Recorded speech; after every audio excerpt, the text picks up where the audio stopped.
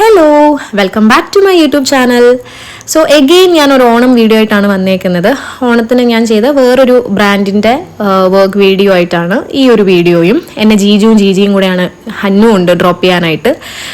ട്രിവാൻഡ്രം തന്നെയായിരുന്നു ഷൂട്ട്. ട്രിവാൻഡ്രത്തുള്ളവർക്കറിയാം രാമചന്ദ്ര എന്ന് പറയുന്ന ടെക്സ്റ്റൈൽ. ഇപ്പം അത് ടെക്സ്റ്റൈൽസ് എന്നൊന്നും പറയാൻ പറ്റത്തില്ല, ഇപ്പം അവിടെ ഇല്ലാത്ത സാധനങ്ങളില്ല. രാമചന്ദ്ര ട്രിവാൻഡ്രത്ത് ഇപ്പോൾ ഓൾമോസ്റ്റ് എനിക്ക് തോന്നുന്നു അവർക്ക് ഒരു 5-6 ബ്രാഞ്ചസ് ആയിട്ടുണ്ടെന്ന് തോന്നുന്നു. ഒരു ട്രിവാൻഡ്രംകാരിയായിരിക്കും ഞാൻ ഇതുവരെയും രാമചന്ദ്രയുടെ മോഡലായിട്ടില്ല എന്നുള്ളത് എനിക്ക് ഭയങ്കര ഉൾക്കുത്തലുണ്ടായിരുന്ന ഒരു സംഭവമായിരുന്നു. ആ കുത്തലങ്ങ് മാറിക്കിട്ടി. ഇത് ഞാൻ എല്ലാ ഷൂട്ടിനും മിക്കപ്പോഴും വരുന്ന ഒരു സ്ഥലമാണ്. അമ്മ വീടോ തമ്പുരാൻ വീടോ അങ്ങനെ എന്തോ ആണ്.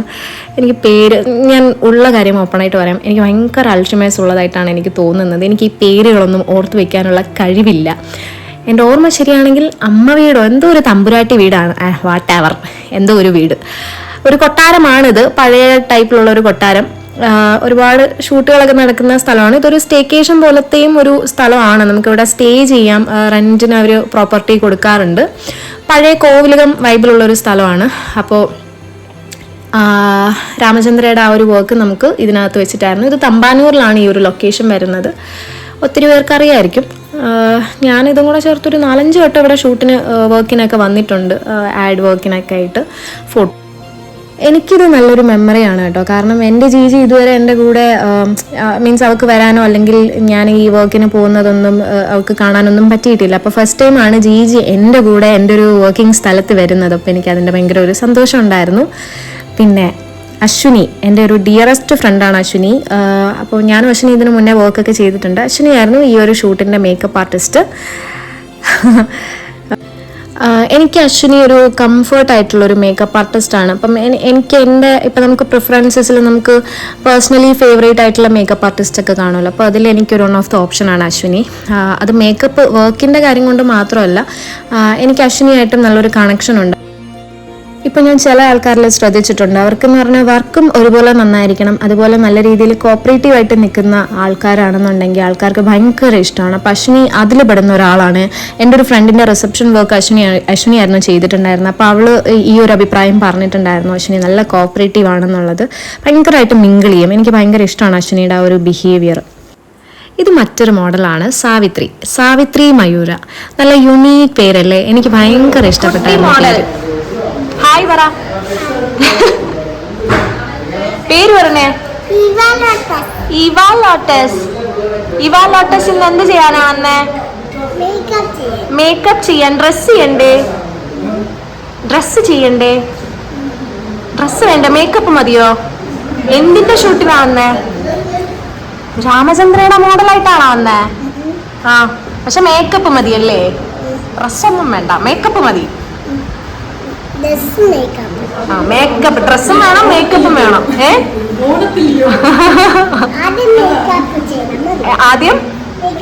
ആദ്യം മേക്കപ്പ് ചെയ്യണം, മേക്കപ്പിനാണ് ഇമ്പോർട്ടൻസ്. ഡ്രസ്സൊന്നും വേണ്ട. രാമചന്ദ്ര ആവട്ടെ പോത്തീസ് ആവട്ടെ, ഡ്രസ്സൊന്നും നോ മാറ്റർ. ഡ്രസ്സാണ് മസ്റ്റ്. ഡ്രസ്സൊന്നും, മേക്കപ്പ് ഫുൾ കോഴ്സും പഠിച്ചിട്ടിരിക്കുകയാണോ ഇവ? അശ്വിനിയുടെ എല്ലാ പ്രോഡക്റ്റിലും മോഡലിന് നോട്ടമുണ്ട്. എല്ലാം പഠിച്ചു കഴിഞ്ഞു. ഇവ എന്തൊക്കെ പഠിച്ചു? ഓക്കെ,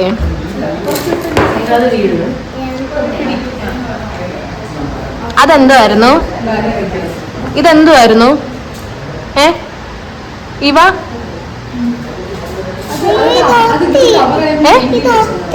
ഒത്തിയോ? ഒട്ടി. ഞാൻ വെച്ച് തരട്ടെ? ഞാൻ വെച്ച് തരാം, ഇങ്ങതാ. ഗുഡ്. നിക്ക് ബ്ലാക്ക് ആയി. ചോക്കർ വെച്ച് നോക്കട്ടെ. ഞാൻ ഈ വർക്കിന് എത്തിയപ്പോഴേക്കും അത്യാവശ്യം ലേറ്റ് ആയിട്ടാണ് വന്നത്. കാരണം വേറൊന്നുമല്ല, ഞാൻ പറഞ്ഞല്ലോ ഓണം ടൈം ആയതുകൊണ്ട് തന്നെ നല്ല ഹെക്റ്റിക് ആയിരുന്നു. എനിക്ക് ഇതിൻ്റെ തലേന്നും എനിക്ക് വർക്ക് ഉണ്ടായിരുന്നു, പ്രോപ്പറായിട്ട് എനിക്ക് ഉറങ്ങാൻ പറ്റിയിട്ടില്ല. അപ്പം എനിക്ക് രാവിലെ എണീക്കാൻ പറ്റുന്നുണ്ടായിരുന്നില്ല, അത്ര ടയേർഡായിരുന്നു ഞാൻ. അപ്പോൾ ഞാൻ നോക്കിയപ്പോൾ ഓൾറെഡി ഇപ്പോൾ സാവിത്രി ഉണ്ട്, ഇനി ഒരു മോഡലും കൂടെ ഉണ്ട് പൂജ, പിന്നെ ഒരു കുട്ടി മോഡലും കൂടെ ഉണ്ട്. അപ്പം ഇവർ വന്നപ്പോൾ തന്നെ അശ്വിനി ഒരാൾ മാത്രമേ ഉള്ളൂ മേക്കപ്പ് ചെയ്യാനായിട്ട്. അപ്പം ഓഫ് കോഴ്സ് ടൈം എടുക്കുമല്ലോ. അപ്പോൾ അത് കാരണം ഞാനൊന്ന് റെസ്റ്റ് ചെയ്ത് വരാമെന്ന് വിചാരിച്ചു. കാരണം ഇപ്പം മോഡൽസിനെ സംബന്ധിച്ചിട്ട് നമ്മൾ എത്രത്തോളം നല്ല രീതിയിൽ ഉറങ്ങി എണീച്ചിട്ട് വരുമോ അത്രത്തോളം നമ്മുടെ ഫേസ് എന്താ പറയുക നന്നായിട്ടിരിക്കും. അപ്പോൾ കഴിഞ്ഞ കുറേ ഷൂട്ട്സിനൊക്കെ എനിക്ക് ഈ ഒരു പണി കിട്ടിയിട്ടുണ്ട്. പ്രോപ്പറായിട്ട് ഉറങ്ങാണ്ടൊക്കെ പോകുമ്പോൾ നമ്മുടെ ഫേസ് ഭയങ്കര ടയേർഡായിരിക്കും. അപ്പോൾ അത് കാരണം ഞാൻ അത്യാവശ്യം നല്ല രീതിയിലൊന്ന് ഉറങ്ങി എണീച്ചിട്ടാണ് ഷൂട്ടിന് വന്നിട്ടുണ്ടായിരുന്നത്. അപ്പോൾ വന്ന പാടെ തന്നെ ഞാൻ എന്ത് ചെയ്തു, ജ്യൂസ് മേടിക്കാൻ പോയിട്ടുണ്ടായിരുന്നു എല്ലാവർക്കും വേണ്ടിയിട്ട്. നോർമലി അങ്ങനെ മോഡൽസ് ആരും അങ്ങനെ പുറത്തിറങ്ങണം എന്നില്ലല്ലോ ജ്യൂസസ് മേടിക്കാനായിട്ട്. അപ്പം ഇവരുടെ അച്ഛൻ എന്നെ കളിയാക്കി പറയുന്നുണ്ട്, ഫസ്റ്റ് ടൈമാണ് ഇങ്ങനെ ഒരു മോഡലിനെ കാണുന്നത്, ജ്യൂസൊക്കെ പ്രൊവൈഡ് ചെയ്യുന്ന മോഡൽ എന്ന് പറഞ്ഞിട്ട്. കാരണം വേറൊന്നുമല്ല, ഞാൻ ഈ ഒരു ഷൂട്ട് ആക്ച്വലി ഒരു വർക്കിന് വരുന്നതിനേക്കാളും കൂടുതലായിട്ട് ഞാൻ ഇതിൻ്റെ ഓർഗനൈസിങ്ങിൻ്റെ ഒക്കെ ഒരു ഭാഗമായിട്ട് ഇതിൻ്റെ എന്താ പറയുക ഇതിൻ്റെ ഒരു പ്ലാനിങ്ങിൻ്റെ ഒക്കെ ഒരു ഭാഗമായിരുന്നു. ഇതിന് ഡ്രസ്സസ് സെലക്ട് ചെയ്യാനാണെങ്കിലും ജ്വല്ലറി, പിന്നെ നമുക്ക് സാൻഡൽസ് ഒക്കെ സെലക്ട് ചെയ്യാനായിട്ട് രാമചന്ദ്രയിൽ നമ്മൾ നേരത്തെ പോയിട്ടുണ്ടായിരുന്നു. പിന്നെ നമ്മുടെ ഈ മോഡൽസിന് ആവശ്യമായിട്ടുള്ള ബ്ലൗസസ് സ്റ്റിച്ച് ചെയ്യണമായിരുന്നു. അപ്പോൾ ലാസ്റ്റ് മിനിറ്റ് നമുക്ക് ബ്ലൗസസ് ആണെങ്കിലും എനിക്ക് ഈസ്റ്റ് ഫോർട്ട് പരിചയമുള്ളൊരു ഡിസൈനർ കുട്ടിയുണ്ട്, DK ഡിസൈനർ എന്ന് പറഞ്ഞിട്ട്. അവളാണ് നമുക്ക് ബ്ലൗസസ് ലാസ്റ്റ് മിനിറ്റ് സ്റ്റിച്ച് ചെയ്ത് തന്നിട്ടുണ്ടായിരുന്നത്. അതേപോലെ മേക്കപ്പ് ആർട്ടിസ്റ്റ് ആണെങ്കിലും വേറെ ആയിരുന്നു ഇവർ ആദ്യം പ്ലാൻ ചെയ്തിട്ടുണ്ടായിരുന്നത്. അപ്പോൾ ലാസ്റ്റ് മിനിറ്റ് ആയപ്പം ആ മേക്കപ്പ് ആർട്ടിസ്റ്റ് വരാൻ പറ്റാത്ത കാരണം അങ്ങനെയായിരുന്നു ഞാൻ അശ്വിനിയെ സജസ്റ്റ് ചെയ്ത് കൊടുത്തിട്ടുണ്ടായിരുന്നു. അപ്പം ഞാൻ പറഞ്ഞല്ലോ, ഇതിൻ്റെ മൊത്തത്തിൽ ഈ ഒരു ഷൂട്ടിൻ്റെ പ്ലാനിങ്ങിൽ ഞാനും ഭാഗമായിട്ടുണ്ടായിരുന്നു. കാരണം ഇതിൻ്റെ ഫോട്ടോഗ്രാഫർ റാഹിത്തും ഞാനും ഫ്രണ്ട്സാണ്. അപ്പം ഞാൻ അത് കാരണം അതിൻ്റെ ഒരു ഭാഗമായിട്ടുണ്ടായിരുന്നു. പിന്നെ അതേ പിറകെ നിൽക്കുന്ന പുള്ളിക്കാരൻ ഫൈറ്റർ ഞാനും റാഹിത്തും പുള്ളിക്കാരനും കൂടെ നമ്മളെ SK ആണെന്ന് തോന്നുന്നു, SK ഹോസ്പിറ്റലിൻ്റെ ഒരു വർക്ക് ഒരുമിച്ച് ചെയ്തിട്ടുണ്ട്. സോ അങ്ങനെയുള്ളൊരു പരിചയമാണ് എനിക്ക് ഇവരുമായിട്ട്. അങ്ങനെ ജ്യൂസൊക്കെ കുടിച്ച് ഒന്ന് സെറ്റായതിന് ശേഷമാണ് ഞാൻ മേക്കപ്പ് ചെയ്യാനായിട്ട് ഇരുന്നത്. അപ്പോഴേക്കും സാവിത്രിയുടെയും പൂജയുടെയും മേക്കപ്പ് കഴിഞ്ഞു. അവർ ഷൂട്ടിന് കയറിയിട്ടുണ്ടായിരുന്നു. അത് കഴിഞ്ഞപ്പോൾ നമ്മുടെ കുട്ടി മോഡലിൻ്റെ മേക്കപ്പായിരുന്നു. ചേച്ചി ഒരു ബൊട്ടീക്ക് ഓൺട്രപ്രനറാണ്, പേര് ഞാൻ ഓർക്കുന്നില്ല. ചേച്ചി ഒരു ഓൺട്രപ്രനറാണ്. ചേച്ചിയുടെ മോളാണ് ഈവക്കുട്ടി. ഭയങ്കര ഒരു എന്താ പറയുക അടിപൊളി ഒരു മോളാണ് കേട്ടോ. നല്ല രീതിയിൽ സംസാരിച്ച് അവൾ ഭയങ്കരമായിട്ട്, എനിക്ക് സാധാരണ ഇത്രയും കുഞ്ഞു കുട്ടികളെയൊക്കെ ഷൂട്ടിൽ കാണുമ്പോൾ എനിക്ക് ഭയങ്കര ടെൻഷൻ ആകാറുണ്ട്. കാരണം ഇവർ നിൽക്കുമോ, ഇവർ കോപ്പറേറ്റ് ചെയ്യുമോ എന്നുള്ളൊരു ടെൻഷനാണ്.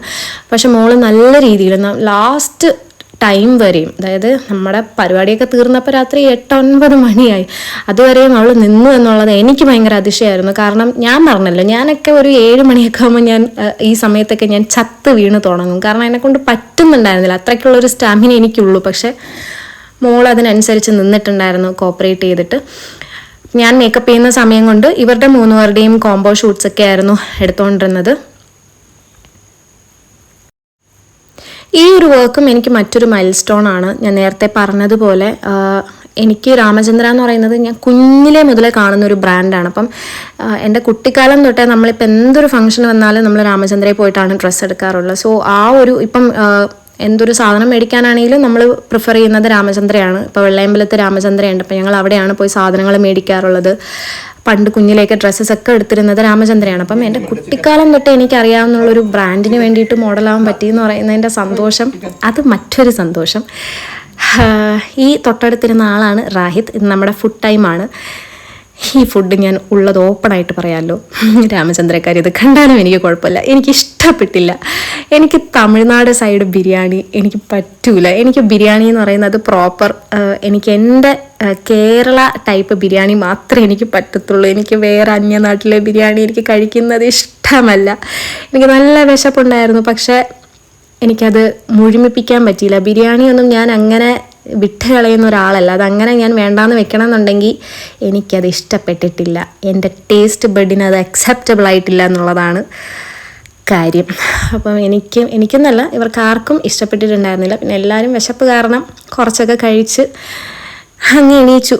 ബാക്കി എല്ലാവരും കളയുന്നുണ്ടായിരുന്നു. ഞാനും ആ പാത തന്നെ പിന്തുടർന്ന് ഷൂട്ടിന് വേണ്ടിയിട്ട് വന്നു. ഇതായിരുന്നു എൻ്റെ കോസ്റ്റ്യൂം. ഞാനായിരുന്നു ഇത് സെലക്ട് ചെയ്തിട്ടുണ്ടായിരുന്നത്. മീൻസ് ആകെ കുറച്ച് ഓപ്ഷനേ ഉണ്ടായിരുന്നുള്ളൂ. അതിൽ നമുക്ക് ഏതാണോ ഓക്കെ ആയിട്ടുള്ളത് അത് സെലക്ട് ചെയ്യാം. ഞാനും സാവിത്രിയും ഓൾമോസ്റ്റ് സിങ്ക് ചെയ്ത് വരുന്നൊരു സാരി ആയിരുന്നു. ഇതായിരുന്നു എൻ്റെ ഹെയർ സ്റ്റൈൽ.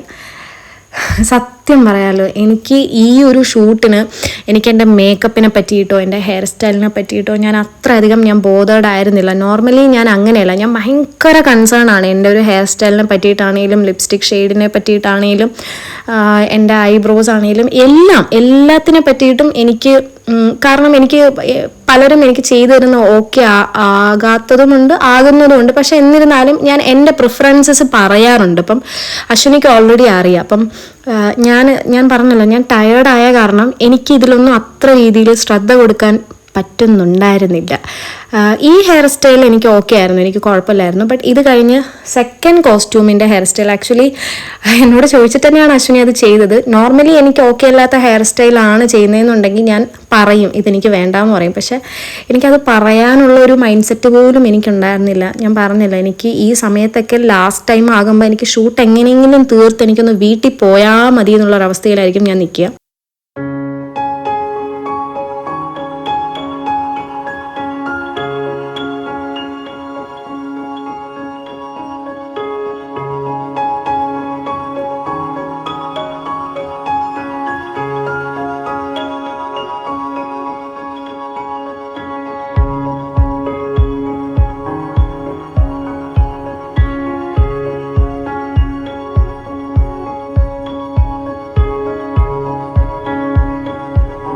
പിന്നെ ഒത്തിരി പേർക്ക് ഒരു ധാരണയുള്ള ഒരു കാര്യമാണ് മോഡലായിരിക്കുക അല്ലെങ്കിൽ മോഡലായി നിൽക്കുക എന്ന് പറയുന്നത് ഭയങ്കര സിമ്പിൾ പരിപാടിയാണ്. ഇതേപോലെ മേക്കപ്പ് ചെയ്ത് ഡ്രസ്സ് ചെയ്ത് പുട്ടിയടിച്ച്, അതാണ് വേർഡ് കേട്ടോ, പുട്ടിയടിച്ച്. ഇതിനെപ്പറ്റിയൊക്കെ ഞാൻ വേറെ വീഡിയോ ചെയ്യുന്നുണ്ട്, അങ്ങനെ നിന്നാൽ പോരെ എന്നുള്ളത്. അങ്ങനെയല്ല കാര്യങ്ങൾ. ഓക്കെ, ഇതാണ് ആ ഒരു കോവിലകത്തിൻ്റെ അകത്തളം എന്ന് പറയുന്നത്. നമ്മൾ കയറി വരുമ്പോൾ ഇവിടെ ഷൂട്ട് ചെയ്തിട്ടുള്ളവർക്കൊക്കെ അറിയാമോ എന്ന് എനിക്കറിയില്ല. ചിലർ പറയും ഇവിടെ ഭയങ്കര പാരാനോർമൽ എക്സ്പീരിയൻസസ് ഒക്കെ സംഭവിച്ചിട്ടുണ്ടെന്നുള്ളത്. ഇനി എന്നെ പറ്റിക്കാൻ വേണ്ടിയിട്ട് പറയുന്ന കഥകളാണോ എന്ന് എനിക്ക് അറിഞ്ഞൂടാ. പക്ഷെ 1-2 പേര് എൻ്റെ അടുത്ത് പറഞ്ഞിട്ടുണ്ട്. എനിക്കുള്ളതാണോ ഇല്ലാത്തതാണോ എന്നൊന്നും എനിക്കറിയത്തില്ല. പഴയ കോവിലകമായതുകൊണ്ട് ചിലപ്പം തള്ളിവിടുന്നതായിരിക്കാം, വിശ്വസിക്കുമെന്ന് കരുതിയിട്ട്. ഞാൻ പിന്നെ എനിക്ക് ചെറിയ രീതിയിൽ പേടിയൊക്കെ ഉള്ളത് കാരണം ഞാനെന്നെ വിശ്വസിക്കും. എന്നാലും ഇത്രയും പേര് ചുറ്റിനുള്ളതുകൊണ്ട് എനിക്ക് പേടിയില്ല. ഒറ്റയ്ക്കൊന്നും ഞാൻ നിൽക്കില്ല, ഇത്രയും പേരുണ്ടല്ലോ, അതുകൊണ്ട് എനിക്ക് പേടിയില്ല. ഇതോ ആ ബാക്കിലിരിക്കുന്ന അമ്മച്ചിയൊക്കെയാണ് ഡേഞ്ചർ എന്നൊക്കെയായിരുന്നു പറഞ്ഞു കേൾപ്പിച്ചിട്ടുണ്ടായിരുന്നത്. അയ്യോ, ഈ പ്രോപ്പർട്ടിയുടെ ഓണർ കണ്ടു കഴിഞ്ഞാൽ അവരെന്നെ തെറി വിളിക്കത്തേ ഉള്ളൂ, അവരൊന്നും കാണാൻ സാധ്യതയില്ല. അങ്ങനെ ഓൾമോസ്റ്റ് നമ്മുടെ ഫസ്റ്റ് ലുക്കിൻ്റെ ഷൂട്ടൊക്കെ കഴിഞ്ഞു. സിംഗിളും കോംബോയും വീഡിയോയും. എനിക്ക് ഈ ഹെയർ സ്റ്റൈൽ എനിക്ക് ഇഷ്ടപ്പെട്ടിട്ടുണ്ടായിരുന്നു. പക്ഷേ സെക്കൻഡ് ഹെയർ സ്റ്റൈൽ ഇപ്പം അടുത്ത ലുക്കിലോട്ട് മാറും. എനിക്ക് അതിൽ ഞാൻ അത്ര സാറ്റിസ്ഫൈഡ് ആയിരുന്നില്ല ആക്ച്വലി. ഇതായിരുന്നു ഞാൻ ജോളി സിൽക്സിൻ്റെ വീഡിയോയിൽ പറഞ്ഞിട്ടുണ്ടായിരുന്നത്. മറ്റേ ഈ ഡബിൾ ഷെയ്ഡ് വരുന്ന ഒരു സാരി, ഈ ബ്ലൂം ആക്ച്വലി ഇതിൽ കുറച്ചൊരു ഗ്രീൻ ടച്ചും കൂടെ ഉണ്ട്. അത് പ്രോപ്പർ കണ്ടോ, ഇടയ്ക്കുള്ള കളറിൽ എൻ്റെ ആ മറ്റേ ജോളി സിൽക്സിൻ്റെ സെയിം കളറാണ് വരുന്നത്. അപ്പം അശ്വിനി ടാറ്റ.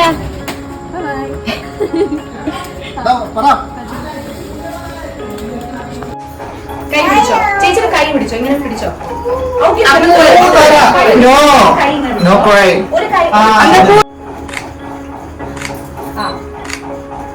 ചേച്ചി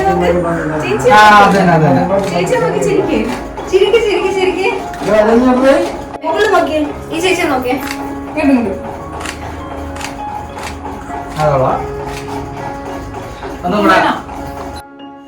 ഈ ടൈമൊക്കെ ആയപ്പോൾ മോള് ചെറിയ രീതിയിൽ ക്രാങ്ക്നെസ് കാണിച്ചു തുടങ്ങിയായിരുന്നു. ഞാനേ ക്രാങ്കി ആയിട്ടാണ് ഇരിക്കുന്നത്. അപ്പം പിന്നെ കൊച്ചിൻ്റെ കാര്യം പറയണ്ടല്ലോ. ഒരു 9:30 ആയി ഓൾമോസ്റ്റ് ഈ ഒരു സമയം എന്നൊക്കെ പറയുന്നത്. അപ്പം നമുക്ക് ഉറങ്ങേണ്ട ഒരു വൈബൊക്കെ ആയി. എനിക്കാണെങ്കിൽ ചിരിച്ച് വേദനിക്കാൻ തുടങ്ങി. പിന്നെ കുറേ നേരം നിൽക്കുകയായിരുന്നു, അത് കാരണം കാല് വേദനിക്കാൻ തുടങ്ങി.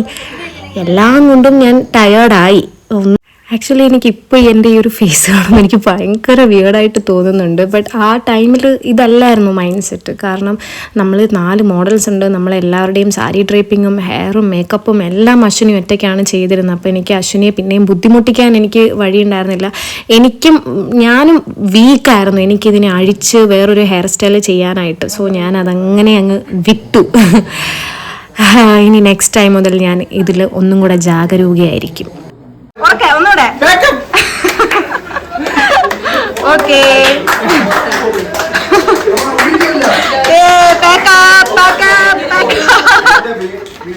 തല വരും ഇതിൽ ഞാൻ ഒരാളെ മെൻഷൻ ചെയ്യാൻ വിട്ടുപോയി. ഇപ്പം കുറച്ച് മുന്നേ വീഡിയോയിൽ ഉണ്ടായിരുന്ന ആളാണ് അമ്മാർ എന്ന് പറഞ്ഞിട്ട്. പുള്ളി എന്നെ ഒരുപാട് ഹെൽപ്പ് ചെയ്തിട്ടുണ്ടായിരുന്നു. നമ്മൾ ഒരുമിച്ചായിരുന്നു ജ്യൂസൊക്കെ മേടിക്കാൻ പോയത്. പിന്നെ ഇതേപോലെ എനിക്ക് വീഡിയോസൊക്കെ എടുത്തു തന്നിട്ടുണ്ടായിരുന്നതൊക്കെ അമ്മാറായിരുന്നു. താങ്ക് യു സോ മച്ച് അമ്മാർ. അങ്ങനെ എല്ലാം കഴിഞ്ഞു. അപ്പോൾ രാമചന്ദ്രയുടെ ടീം പോയപ്പോഴേക്കും അവരെനിക്ക് ഭാരിച്ചൊരു ഉത്തരവാദിത്വം തന്നിട്ടാണ് പോയത്. ചേച്ചി സാരിയും ജ്വല്ലറിയും എല്ലാം ഒന്ന് ഓർഡറാക്കി വെച്ച് തരാമോ എന്നിങ്ങനെ പറഞ്ഞായിരുന്നു. അവർക്ക് നേരത്തെ പോകണമായിരുന്നു. അപ്പം നമ്മളെല്ലാ മോഡൽസിൻ്റെയും സാരിയും സാൻഡൽസും ജ്വല്ലറിയും എല്ലാം തന്നെയും ഓരോരോ മോഡൽസിൻ്റെ ഓരോരോ കിറ്റിലാക്കി ഞാൻ സെപ്പറേറ്റ് ചെയ്ത് വെച്ചിട്ടുണ്ടായിരുന്നു. ഈ ടൈം ഞാൻ നല്ല ഡെഡായി. എനിക്കിത് കഴിഞ്ഞിട്ട് ഇനി നാളെയും പോയിട്ട് വർക്ക് ഉണ്ട്. അപ്പം റെസ്റ്റ് എടുക്കാനുള്ള ടൈമൊന്നുമില്ല. ഇതാണ് ഞാൻ പറഞ്ഞ എൻ്റെ മറ്റൊരു ഫ്രണ്ട് വിജിൻ W. അങ്ങനെ അവൻ എന്നെ വിളിക്കാനായിട്ട് വന്നിട്ടുണ്ടായിരുന്നു. എഗെയിൻ നല്ലൊരു ബ്രാൻഡിന് വേണ്ടിയിട്ടുള്ളൊരു വർക്ക് ചെയ്യാൻ പറ്റി എന്നുള്ളൊരു ആശ്വാസത്തിൽ ഞാൻ വളരെയധികം ഗ്രേറ്റ്ഫുൾ ആയിരുന്നു ടു ദി ഓൾമൈറ്റി. ഇനിയും ഇതുപോലുള്ള നല്ല നല്ല ബ്രാൻഡ്സിന് വേണ്ടിയിട്ട് എനിക്ക് മോഡലാകാൻ പറ്റട്ടെ എന്ന് ഞാൻ എന്നോട് തന്നെ ആശംസിച്ചു കൊള്ളുന്നു.